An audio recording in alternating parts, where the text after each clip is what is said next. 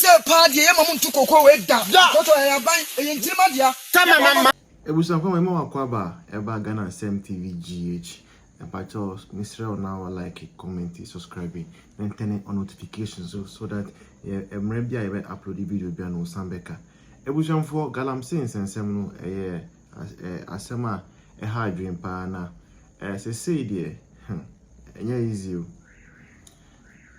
aban a promise ye say oba no obe oni galamsey omo serious ntokwa ekunu they say they busanfo no me e ko so organize sa aban no allegedly no enu ena galamsey no ye ni desa say to the extent say farmers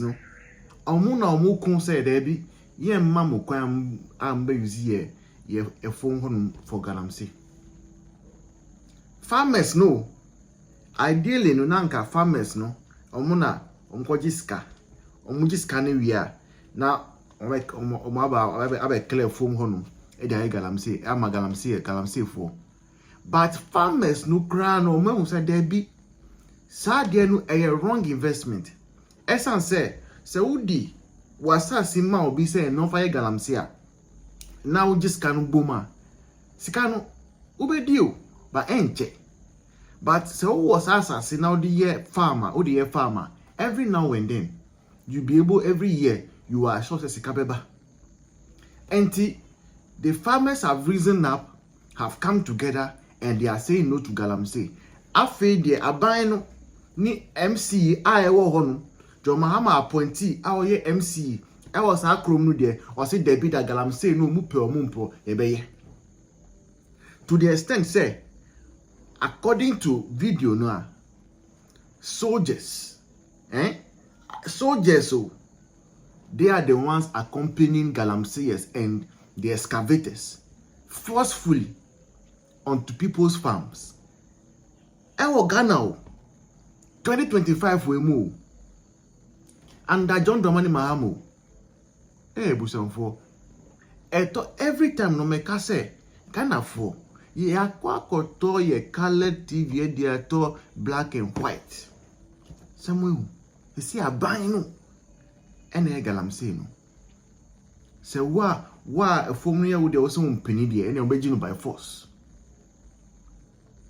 nti we ebe yinyi enti ya betina we 4 years afina half year 8 months echo ti akabe 3 years 4 months adin boni be na ya yesi insio no nyina asese insio na say yo ase we ye ho hwinyi baban no emfa ne ho na wo pa na omuye galamsey sensem we ya ntina na omu ya azanse omu ko komuni galam omu ko lanche enamuna nipa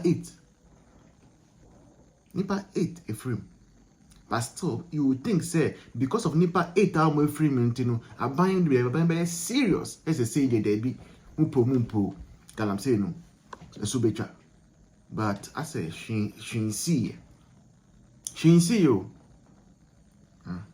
say ya na akwato abana ma omo yesa enti ya ejejere jenyesa to bi anye din makram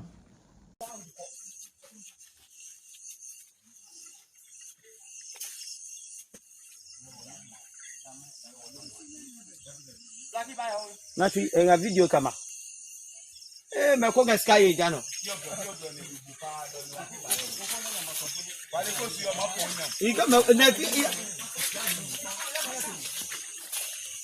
me ko ga sky jano ne cha le che no ke cha e ke ma pe na ma gba ka le che e nya ke ne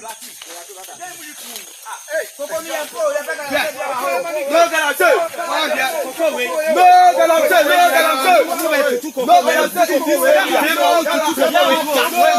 enya ka e wa bia koko bia we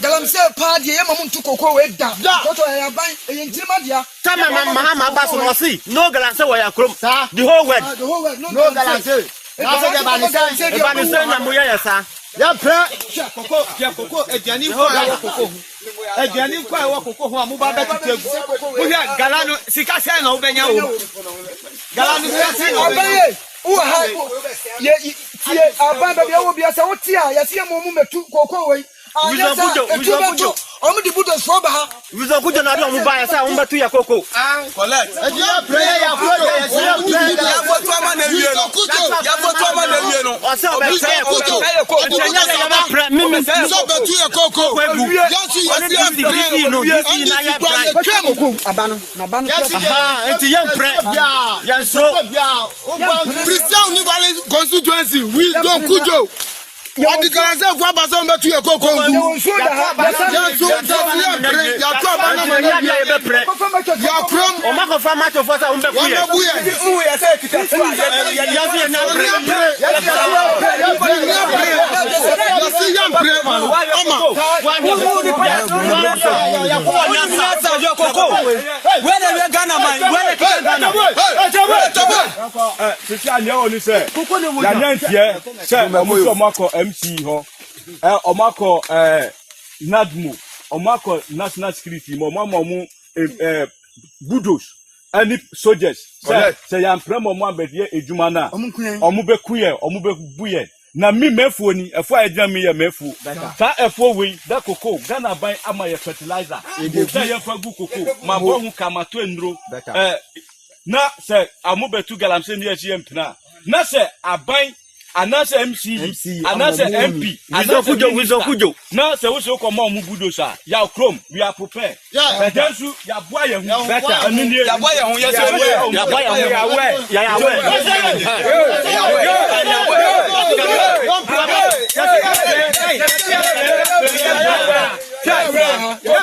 koko na kita Ghana enu na ya faswa no Ghana for no yesu koko na kita ya iti yesi ya bre ma hutu ya ma suswa ya ma afina ma wuma ya ma suswa aha officer attention atabla ke kat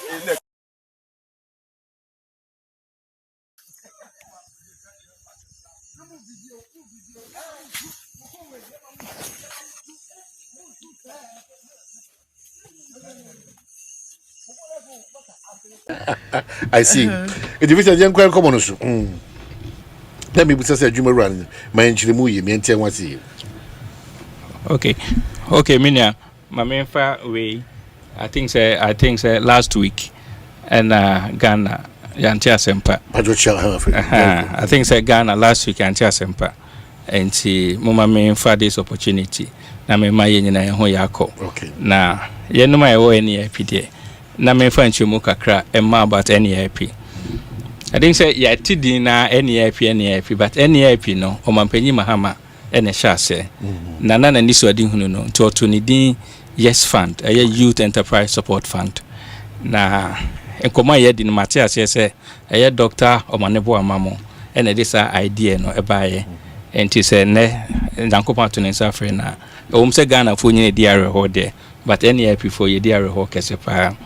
Na menfa nchemu kese ema na menka se before say yeba beto about 2024 ade ba ko na edihini kese eye emebunu impuntu na ade ba ko so na ediga nenya